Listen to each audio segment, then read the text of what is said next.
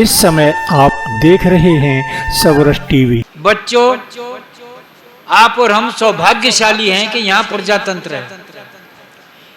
केवल दुनिया में हमारा ही देश ऐसा है जहाँ इस तरह का प्रजातंत्र है कि कभी एक दूसरे के दुश्मन नहीं होते और सत्ता और विरोधी दल, थोड़ा बहुत मतभेद तो होता ही है, होना भी चाहिए प्रजातंत्र में, लेकिन जब देश की बात आती है तो हम एक हो जाते हैं।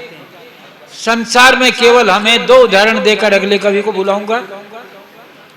ये चीजें ऐसी हैं जिन्हें हमारी नई पीढ़ी को याद है और बहुत कम लोग बता पाएंगे। भारत पर जब ये जवाबदेही आई, जिम्मेदारी आई कि बांग्लादेश अलग देश हमने बनाना है, श्रीमती इंदिरा जी हमारी प्रधानमंत्री थी। आपका मतभेद हो सकता है उनकी राजनीति से, लेकिन वो हमारी प्रधानमंत्री थी। उनके खाते में एक ऐसा यश लिखा हुआ है जो स्वर्ण अक्षरों में लिखा जाएगा।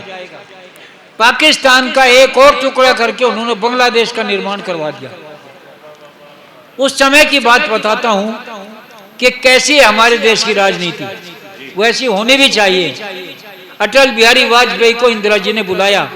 अंग्रेजी के अखबार ऑर्गेनाइजर की वो कटिंग मेरे पास सुरक्षित है, कोई भी देख सकता है, जिसमें ये छपा था।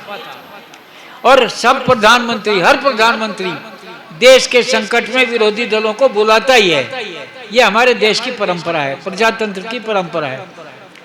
अटल जी गए और इंदिरा जी ने कहा, अटल जी आप तो हमारे साथ हो ही, देश के साथ हो ही, देशभक्त लोग हो, और बांग्लादेश बनाना है और हमारी ही सेना वेश बदलकर बांग्लादेशियों के रूप में युद्ध करेगी। ऐसा किया था उन्होंने। तो अटल जी ने कहा, इंदिरा जी हम तो आपके साथ ही हैं, पर एक दिक्कत है, मैं अपनी पार्टी के लोगों को कैसे समझाऊंगा, आप हमें गाली बहुत देती हैं। अब इंदिरा जी ऐसे ही कहा, अटल जी मैं तो आपको कभी गाली नहीं दी।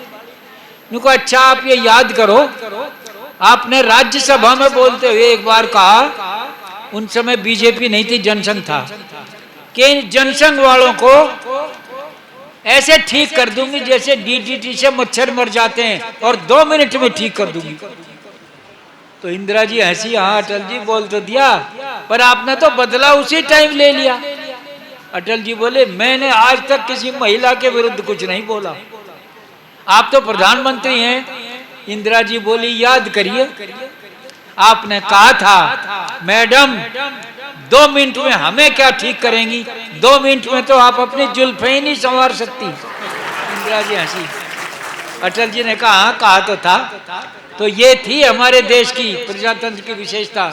और एक और बताकर उस कवि को बुलाता हूं। 2 उदाहरण हैं इस देश के, कभी नहीं मिलेंगे आपको।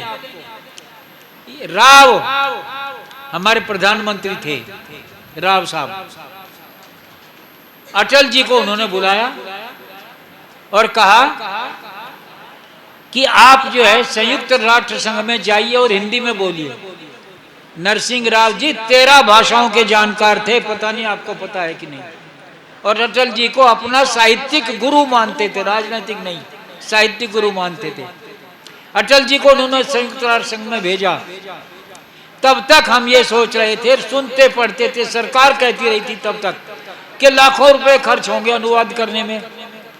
अटल जी गए, संयुक्त राष्ट्र संघ में बोले, जिसको मेरी बात सुननी हो सुने, न सुननी हो मत सुने, हम 1 कौड़ी भी अनुवाद के लिए नहीं देंगे, मैं हिंदी में भाषण करूंगा। सबसे पहला भाषण यूएनओ में अटल जी ने किया था। और दूसरी घटना तो आप चकित रह सकते हैं, मुरली मनोहर जोशी जो बहुत बड़े वरिष्ठ नेता हैं भाजपा के, और वो यूनिवर्सिटी इलाहाबाद में पढ़ाते थे। विश्वनाथ जो हमारे बने प्रधानमंत्री, वो उनके शिष्य रहे थे, वहां पर साइंस के प्रोफेसर थे वो। उन्होंने कहा नरसिंह राव जी से कि मैं लाल चौक पर कश्मीर में तिरंगा फहराऊंगा। बच्चों आपको बता रहा हूं, प्रमाणित है ये बात, कोई इसे काट नहीं सकता। हमारे देश का प्रधानमंत्री और राष्ट्रपति भी कश्मीर के लाल चौक पर जा नहीं सकता था बिना सुरक्षा के, मार दिया जाता। यह हालत थी लाल चौक पर। 370 धारा हटने के बाद हुआ है वो तो सब ठीक ठाक मामला। तो मुरली मनोहर जोशी ने कहा जी मैं झंडा फहराऊंगा, जो कुछ हो जाए। देश का प्रजातंत्र देखिए, नरसिंह राव जी ने कहा आप जाइए पर कम संख्या में जाइए, हजारों मत जाइए, हम आपकी सुरक्षा ठीक से नहीं कर पाएंगे। कम संख्या में मुरली मनोहर जोशी गए, लाल चौक पर तिरंगा फहराया। उसी समय पाकिस्तान की तोपों के गोले थोड़ी दूर आकर गिरे थे और मुरली मनोहर जोशी ने कहा था चिंता मत करो, पाकिस्तान की तोपें भारतीय तिरंगे को सलामी दे रही। और हमारे सैनिकों ने अपने हथियार जमीन पर डालकर तालियां बजाई थी। ये था हमारा प्रजातंत्र।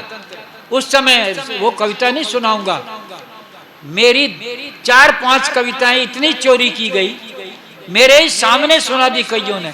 और अभी 4 दिन पुरानी घटना है, 5 दिन पुरानी।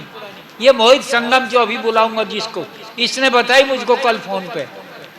अभी कहीं पिलखों में कोई कवि सम्मेलन हो रहा था, एक कवि उठा और उसने बोला मैं कविता सुना रहा हूं, इस आजादी का मोल न पूछो। वागीश दिनकर पीछे बैठे थे एक मेरे शिष्य, उन्होंने कहा करुण जी की छोड़ो और किसी की अपनी सुनाओ। वहां भी चोरी हो रही थी। बाबा रामदेव के मंच पर सुना दी, ये बता रहे मेरी कविता। और जो मैं बोल रहा हूं इस कविता को भी बहुत लोगों ने चोरी करके सुना दिया।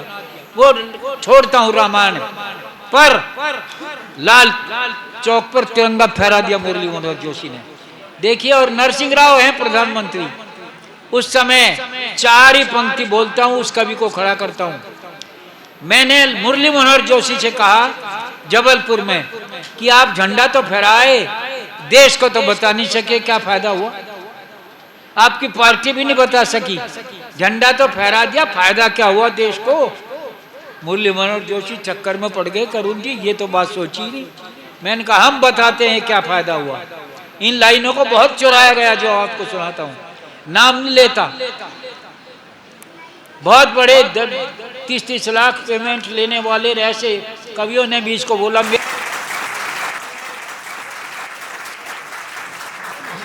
तो मैंने बताया वो पंक्ति बोलता हूं, याद करो।